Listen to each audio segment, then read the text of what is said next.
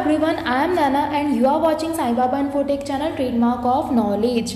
So guys आज हम लोग अपने नए प्रैक्टिस सेशन को लगाने जा रहे हैं और उम्मीद है कि आपको ये भी सेशन बहुत अच्छा लगेगा। जैसे कि कल का जो प्रैक्टिस सेशन था उसमें मैंने आपको 11 क्वेश्चंस करवाए थे। एक्चुअली में फ्रेंड्स वो 11 क्वेश्चंस नहीं थे, वो 11 तरह के लॉजिक्स थे, वो 11 कॉन्सेप्ट्स थे जो आपको एग्ज़ाम में काम आएंगे। तो चलिए आज के प्रैक्टिस सेशन को हम स्टार्ट करते हैं। क्वेश्चन देखिए, a student will fail dash he does not work hard. अब देखो ये विल लग रहा है तो ये फ्यूचर टेंस है, गागी गे वाला। तो a student will fail, student fail हो जाएगा, dash he does not work hard, वो हार्ड वर्क नहीं करता है। ऑप्शंस हैं बिकॉज, इफ, अंटिल, दो। अब देखिए ये फ्यूचर की बात है कि बच्चा जो है वो फेल हो जाएगा, he does not work hard. अब आप पहले बिकॉज लगा के देखिए, a student will fail because he doesn't work hard, बच्चा फेल हो जाएगा क्योंकि वो हार्ड वर्क नहीं करता है। ये आपको सुनने में अच्छा लग रहा होगा, है ना। A student will fail if he doesn't work hard, student fail हो जाएगा अगर वो हार्ड वर्क नहीं करता है। ठीक है, अंटिल और दो जो होता है वो पॉजिटिव सेंस में जाता है, अंटिल जो होता है वो नेगेटिव सेंस में जा रहा है। तो अगर मैं इन दोनों की बात करूं बिकॉज और इफ़ की, तो आप इसमें देखो कि एक तरह से विल फेल ये फ्यूचर की बात है। ठीक है, मतलब अगर बच्चा ऐसा नहीं करेगा तो ऐसा होगा, फ्यूचर में वही बताते हैं ना अपन। तो अगर आप बिकॉज लिख रहे हो तो बिकॉज से क्या होगा, student will fail because he does not work hard, बच्चा फेल हो जाएगा क्योंकि वो हार्ड वर्क नहीं करता है। लेकिन जब भी फ्यूचर की बात होगी, जब भी पॉसिबिलिटी दिखाई जाएगी तो हम हमेशा किसका इस्तेमाल करेंगे, इफ़ का। ये कंफ्यूज करने के लिए दोनों दिए गए हैं, बिकॉज भी दिया गया है और इफ़ भी दिया गया है, बट ये फ्यूचर की एक अजम्पशन है, एक मतलब एक आप कह सकते हो कि एक भविष्यवाणी टाइप की है कि अगर वो ऐसा करता है तो ऐसा हो जाएगा, इसलिए हम यहाँ पर इफ़ को सही आंसर मानेंगे। He was late dash it was raining heavily. अब देखिए पहला ऑप्शन है डू, दूसरा है सो, तीसरा that and last one is because. He was late, do it was raining, ये तो कुछ सुना ही नहीं हमने। He was late so it was raining heavily, मतलब वो लेट था इसलिए पानी बरस रहा था। He was late that it was raining heavily, he was late because it was raining heavily.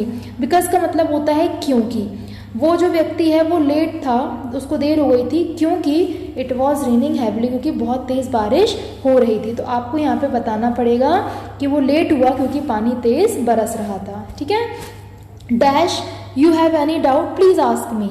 अब इन केस, बिकॉज, अनलेस और अंटिल। ठीक है, अब देखिए in case you have any doubt please ask me, इसका आंसर क्या है, in case you have any doubt please ask me. अगर आपको कोई डाउट है तो मुझसे पूछ लीजिए। ठीक है, चलिए। He is more intelligent dash her sister. ये देखिए friends, he is more intelligent as than before because. अब यहाँ पर क्या हो रहा है, यहाँ पर तुलना हो रही है ना। एक बंदा है उसकी तुलना उसकी बहन से हो रही है कि वो अपनी बहन से ज़्यादा समझदार है। तो जब भी कंपैरिजन होगा, तुलना होगी, तो हम देन का इस्तेमाल करेंगे। आंख बंद करके याद कर लीजिए कि जब भी डिग्री वाला कंसेप्ट होगा, तुलना वाला होगा, तो हम हमेशा तुलना वाले के साथ में देन का इस्तेमाल करेंगे। She has change a lot dash I saw her last. अब देखो she has change a lot, change का मतलब बदल गई है, वो बहुत ज़्यादा बदल चुकी है, dash I saw her last. ठीक है, अब बिफोर, वाइल, एज और सिंस। अब देखो जब से, इसमें देखो पहला आंसर देखो उसका सिंस है। ठीक है, she has change a lot since I saw her last. Since जो होता है वो समय बताता है, तो आप उस ये बताना चाह रहे हो कि जब आपने उसको देखा था लास्ट बार, तब से वो अब तक बहुत ज़्यादा बदल चुकी है, इसलिए हमने यहाँ पर क्या लगाया है, सिंस लगाया। Before I saw her last होता नहीं है, while I saw her last सही नहीं है, as I saw her last ये भी सही नहीं है, तो यहाँ पे लगेगा क्या, सिंस लगेगा। He couldn't get the prize dash he tried hard for. ठीक है, अब देखो he couldn't get the prize मतलब वो इनाम नहीं जीत सका, he tried hard for it, उसने मतलब उस चीज़ के लिए हार्ड वर्क तो किया लेकिन फिर भी वो इनाम नहीं जीत सका। ठीक है, अब देखिए येट, दो, बट और व्हेन। ठीक है, दो का मतलब होता है यद्यपि, यद्यपि है ना। बट का मतलब आपको पता ही है, किंतु। व्हेन का मतलब आपको पता ही है, जब। ठीक है, he couldn't get the prize though he tried hard for it. ये इसका मतलब क्या होगा कि वो इनाम नहीं जीत सका, हालांकि उसने मेहनत तो बहुत ज़्यादा की थी। दो का मतलब होता है यद्यपि या फिर हालांकि, ठीक है। चलिए अगला देखिए, आई was taking bath dash somebody rang the bell. मतलब आई वॉज टेकिंग बाथ का मतलब मैं नहा रहा था dash somebody rang the bell. अब देखो यहाँ पे आएगा व्हेन, क्यों? I was taking bath when somebody rang the bell, मतलब जब कोई बेल बजाया, जब किसी ने बेल बजाई उस वक्त वो क्या कर रहा था, व्यक्ति नहा रहा था, ठीक है। He failed in the examination dash he didn't realise his fault. वो एग्जाम में फेल हो गया, ठीक है। He didn't realise his fault, fault का मतलब दोष, एज बट बिकॉज वाई, ठीक है। अब देखो यहाँ पे बिकॉज तो रीज़न बताता है क्योंकि, है ना। वाइल का मतलब होता है जब तक, एज का मतलब होता है जैसे कि, बट का मतलब होता है लेकिन। तो यहाँ पे क्या लगेगा, बट, क्यों? ही फेल्ड द एग्जामिनेशन, वो एग्जाम में फेल हो गया, बट लेकिन he didn't realise his fault, लेकिन उसे अभी भी अपनी गलतियों का एहसास नहीं हुआ, ठीक है। अब देखिए ये मैंने आप लोग को इंटरजेक्शंस करवाए थे, वहाँ मैंने आपको ये सब पढ़ाया था, ये एग्जाम में आता है। देखो कैसे, dash he lost his dog, उसने अपने कुत्ते को खो दिया है। अब खो देने से मतलब हो सकता है कि वो गुम गया हो या फिर हो सकता है कि उसका कुत्ता मर गया हो, तो दोनों ही कंडीशन में दुख की बात है। तो यहाँ पे केवल अलास जो है वो दुख प्रदर्शित करता है, बाकी ये सब जो है वो अलग सेंस में चलते हैं। तो यहाँ पे हम क्या लगाएंगे, alas he lost his dog, मतलब ये बड़ा खेद है, हमें दुख है कि उसने अपने कुत्ते को खो दिया है।